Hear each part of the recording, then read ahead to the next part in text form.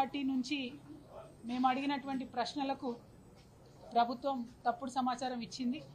మీరు తప్పుడు సమాచారాలు ఇస్తున్నారు, మా దగ్గర నిర్దిష్టమైనటువంటి ఆధారాలు ఉన్నాయని చెప్పిన తర్వాత మరి గౌరవ శ్రీధర్ బాబు గారు ఒప్పుకొని మేము వరల్డ్ బ్యాంక్కి ప్రపోజల్ పంపిన మాట వాస్తవమే అని చెప్తూనే మళ్ళీ మమ్మల్ని తప్పుదో పట్టించే విధంగా, ప్రజలను అట్లానే సభను తప్పుదో పట్టించే విధంగా మేము ఇచ్చినటువంటి మాట వాస్తవమే, కానీ ఇంకా కూడా డిపిఆర్ లేదు, డిపిఆర్ లేకుండానే ప్రపంచ బ్యాంక్కి ఇచ్చాము, అది వేరే ప్రాజెక్ట్ కోసం ఇచ్చామని చెప్పి వారు తప్పుడు సమాచారం ఇచ్చారు.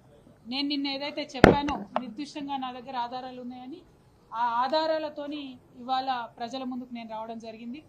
ఇవాళ మన ముఖ్యమంత్రి రేవంత్ రెడ్డి గారు మరి పెద్ద ఎత్తున తెలంగాణను ప్రపంచ బ్యాంకుకు తాకట్టు పెట్టేటటువంటి ప్రయత్నం చేస్తూ ఉన్నారు. గత 10 సంవత్సరాలలో ఎన్నడూ కూడా బీఆర్ఎస్ ప్రభుత్వం ప్రపంచ బ్యాంకు నుంచి రుణాన్ని తీసుకునే ప్రయత్నం చేయలేదు. ఎందుకంటే ప్రపంచ బ్యాంకు యొక్క చీకటి రాజకీయాలు అన్ని దేశాలలో ఎట్లా జరుగుతాయో మనకు తెలుసు. కాబట్టి ఎన్నడూ కూడా బీఆర్ఎస్ పార్టీ తెలంగాణలోకి ప్రపంచ బ్యాంకు నుంచి రుణం తీసుకునేటటువంటి ప్రయత్నం చేయలేదు. కానీ అధికారంలోకి వచ్చినాక సంవత్సరం లోపలనే రేవంత్ రెడ్డి గారు మరి ప్రపంచ బ్యాంకు ముందు మోకరిల్లుతూ ఉన్నారు. మూసీ నదీ పరివాహక ప్రాంతాల్లో ఉన్నటువంటి పేద ప్రజల నుండి భూములు లాక్కొని ఆ భూములు ప్రపంచ బ్యాంకులో తాకట్టు పెట్టి రియల్ ఎస్టేట్ ప్రాజెక్ట్ డెవలప్మెంట్ కోసం అని చెప్పి వారు ఈ డిపిఆర్ ఇవ్వడం జరిగింది. ఈ యొక్క ప్రిలిమినరీ ప్రాజెక్ట్ రిపోర్ట్ అనే పేరుతోని వారు ప్రపంచ బ్యాంకుకు ఇచ్చినటువంటి పేపర్ ఏ తారీఖు ఇచ్చింది? ఇది 19 సెప్టెంబర్ 2024 నాడు ఈ కాగితం ఇచ్చినారు. ఇందులో ఇక్కడ పేరు రాసుంది మూసీ రివర్ డెవలప్మెంట్ ప్రాజెక్ట్ అని చెప్పి.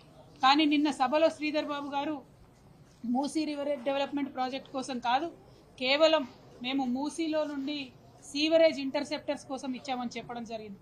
కానీ ఈ మొత్తం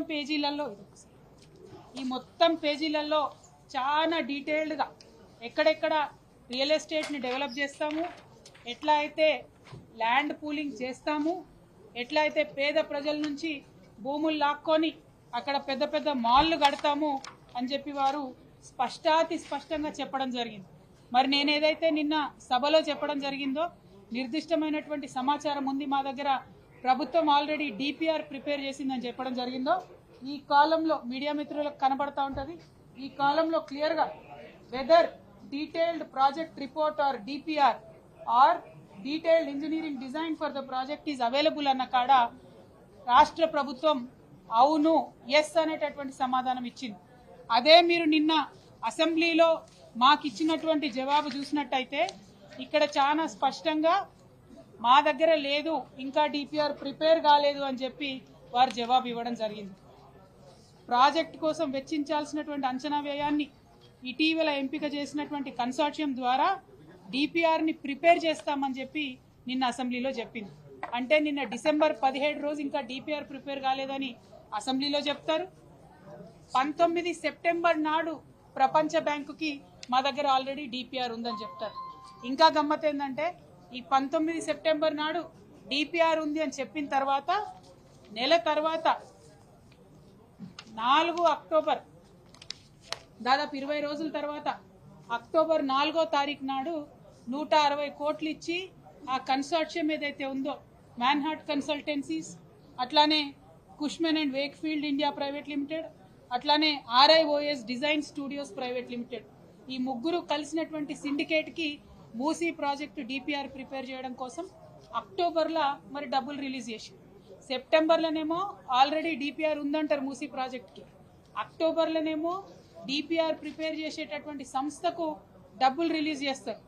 డిసెంబర్లో అసెంబ్లీ సాక్షిగా ప్రభుత్వం నిలబడి మరి డిపిఆర్ లేదు, ప్రపోజల్ లేదు, మేము వరల్డ్ బ్యాంక్ దగ్గర మూసీ కోసం నిధులు అడగలేదు అని అంటారు. మరి ఇది ఎందుకోసం? నేను గౌరవ ముఖ్యమంత్రి గారిని ఇవాళ అసెంబ్లీ వేదికగా ప్రశ్నిస్తూ ఉన్నాను. మీరు ఎందుకోసం అబద్ధం చెప్తున్నారు? ఎవరి కోసం అబద్ధం చెప్తున్నారు? నిజంగా ఏం చేయదలుచుకున్నారు అన్నది ప్రజలకు పారదర్శకంగా చెప్పలేనటువంటి అసక్తత ఏమున్నది? ఇది ఎవరి లాభం కోసం చేస్తున్నటువంటి ప్రాజెక్ట్? 55 కిలోమీటర్లు మూసీ పరివాహక ప్రాంతంలో 10,000 కోట్లతో బ్రిడ్జ్ కడతామని చెప్తున్నారు. దాదాపు 16,000 ఇండ్లను ఇప్పటికే మూసీ పరివాహక ప్రాంతంలో మీరు మార్కింగ్ చేసి పెట్టినారు. వాటి మీదకి ఇయ్యాల బుల్డోజర్లు పంపుతారా? రేపు బుల్డోజర్లు పంపుతారా అర్థం కానటువంటి ఒక భయానక స్థితి అక్కడ ప్రజల్లో ఉన్నది. మరి ఇప్పటికన్నా మీరు ప్రజలకు స్పష్టత ఇవ్వండి. ఈ ఇండ్లను తీసేస్తామని చెప్పండి. తీసేసిన ఇండ్లకు ఎక్కడ ప్రత్యామ్నాయం ఇస్తారో చెప్పండి. రీహాబిలిటేషన్ ఎట్లా చేస్తారో చెప్పండి. పోనీ రేపు వచ్చేటటువంటి రియల్ ఎస్టేట్ డెవలప్మెంట్లో ప్రజలకు ఏమొస్తుందో చెప్పండి. దీనివల్ల రాష్ట్రానికి ఏం లాభమో చెప్పండి. ఇవి చెప్పకుండా దాసిపెట్టి దాపరికంగా ఎందుకు ఇట్లా వ్యవహారం ప్రభుత్వం చేస్తుందని మేము స్పష్టంగా ప్రశ్నిస్తూ ఉన్నాం. ఒక్క మూసీ విషయంలోనే కాదు, ఒక పేద ప్రజల విషయంలోనే కాదు, తెలంగాణ అస్తిత్వానికి సంబంధించి చేసేటటువంటి దాడిలో తెలంగాణ తల్లి విగ్రహం తయారు చేస్తే సంవత్సర కాలం పాటు ఎవ్వరికి తెలియదు ఎట్లా ఉంటుందో. వాళ్ళు తెలంగాణ తల్లి పేరుతోని కాంగ్రెస్ మాత విగ్రహం తయారు చేస్తారు. అట్లనే అనేక అంశాలలో చెప్పేది ఒకటి, చేసేది ఒకటి. ఈ ప్రభుత్వ వైఖరిని మేము ఖండిస్తూ ఉన్నాం. మీరు పర్టికులర్గా మూసీ విషయంలో ప్రభుత్వం స్పష్టమైనటువంటి జవాబుతో అసెంబ్లీకి వచ్చి మాకు ఆన్సర్ ఇవ్వాల్సినటువంటి అవసరం ఉంది. నా దగ్గర ఉన్నటువంటి ఆధారాలు మీకు నేను ఇవ్వడం జరిగింది. మీరు కిషన్ రెడ్డి గారికి రాసినటువంటి ఉత్తరంలో కూడా చాలా స్పష్టంగా Musi river front development project అని చెప్పి 14,000 కోట్లు అడిగినరు. ఈ కాపీని కూడా నేను మీడియా మిత్రులకు ఇస్తా ఉన్నాను.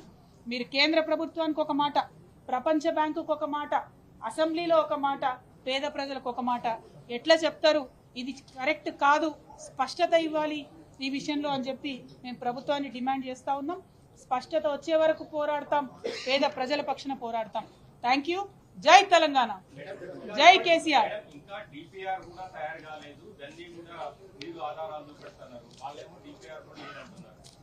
ఎగ్జాక్ట్లీ నేనేమంటున్నా, డిపిఆర్ ఉంది అని ప్రపంచ బ్యాంకుకి ఇచ్చిన అప్లికేషన్లో సెప్టెంబర్ 19 నాడే ఈ ప్రభుత్వం ఒప్పుకున్నది. ఆ తర్వాత అక్టోబర్లో మరి ఎందుకో కన్సల్టెన్సీ పెట్టుకున్నారు. ఆ తర్వాత డిసెంబర్లో వచ్చి అసెంబ్లీలో అబద్ధం చెప్తా ఉన్నారు. డిపిఆర్ ఉన్నదనడానికి సాక్ష్యం నేను మీకు ఇస్తా ఉన్నాను. మీడియా మిత్రులకి ప్రశ్నించాల్సినటువంటి అవసరం ప్రజల తరఫున మీడియాగా మీకు కూడా ఉన్నది కాబట్టి దయచేసి ఈ అంశాన్ని మరి ప్రశ్నించాలి. ప్రభుత్వం మనకు అబద్ధం చెప్పాల్సినటువంటి అవసరం ఏముందన్నది కూడా ఇప్పుడు మేము డిమాండ్ చేస్తూ ఉన్నాం. In Telangana, Congress government has been continuously duping the people of Telangana. They are lying to the people of Telangana. They have sought 4,100 crores of funds from the World Bank in September, when they have clearly said that there is a detailed project report for Moosi River Development Project. Again, Telangana government has sought funds from the central government, 14,000 crores, stating that Moosi River Development Project is going to take place. But yesterday in Assembly, despite asking them repeatedly, they have lied to the Assembly. Why are they lying repeatedly to the people of Telangana? Why are you getting loan from the World Bank? In the 10 years, BRS government did not let the World Bank enter into Telangana. Why are you now seeking help from World Bank? You are already seeking loans and getting loans of 1,28,000 crores from various private banks and government banks. Why are you going to the World Bank is my question to the Honorable CM of Telangana. If you are going to the World Bank, why are you lying to the people of Telangana? This is my straight question. I have all the relevant papers that I have showed and shared with the media. I will do it again, and we need to question the government of Telangana. Why this secrecy? Why this hypocrisy? Thank you. Jai Telangana.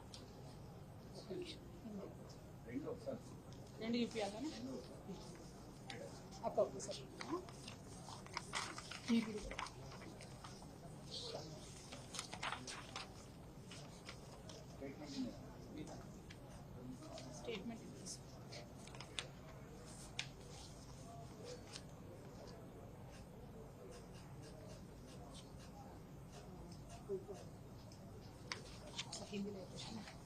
Musi के हलके में रहने वाले हमारे भाई बहनों से मैं गुजारिश करती हूँ, तेलंगाना में जो कांग्रेस सरकार है, मूसी के हलके में तकरीबन 16,000 लोगों के घरों पे मार्किंग किया है.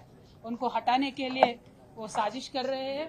हम गवर्नमेंट से आज यही डिमांड कर रहे हैं, आप यहाँ मूसी के हलके में गरीबों को हटा के ये सारा लैंड वर्ल्ड बैंक को दे रहे हो और उसके पास से पैसे आप लेके आ रहे हो. मूसी के हलके में जो रियल एस्टेट डेवलपमेंट प्रोजेक्ट होने वाला है, उसमें मूसी के आसपास रहने वाले गरीबों को क्या मदद मिलेगी, सरकार को बताने की ज़रूरत है. और सरकार वर्ल्ड बैंक को सितंबर में बता चुकी है कि यहाँ का डिटेल प्रोजेक्ट रिपोर्ट बन गया है, और अक्टूबर में उन्होंने कहा है कि हमने एक नया एजेंसी हायर किया है. लेकिन दिसंबर में असेंबली में आके झूठ बोल रही है कि हमने डिटेल प्रोजेक्ट रिपोर्ट बनाया नहीं है। तो हर तरीके से गरीबों के साथ, तेलंगाना के आवाम के साथ झूठ जो बोला जा रहा है उसको हम आज सवाल कर रहे हैं, उस पे आज हम सवाल उठा रहे हैं। तो जनता को सोचने की ज़रूरत है, इस सरकार को सवाल करने की ज़रूरत है। Thank you. जय तेलंगाना। సమాచారాలు ఇస్తున్నారు, మా దగ్గర నిర్దిష్టమైనటువంటి ఆధారాలు ఉన్నాయని చెప్పిన తర్వాత మరి గౌరవ శ్రీధర్ బాబు గారు ఒప్పుకొని మేము వరల్డ్ బ్యాంక్కి ప్రపోజల్ పంపిన మాట వాస్తవమే అని చెప్తూనే మళ్ళీ మమ్మల్ని తప్పుతో పట్టించే విధంగా ప్రజలను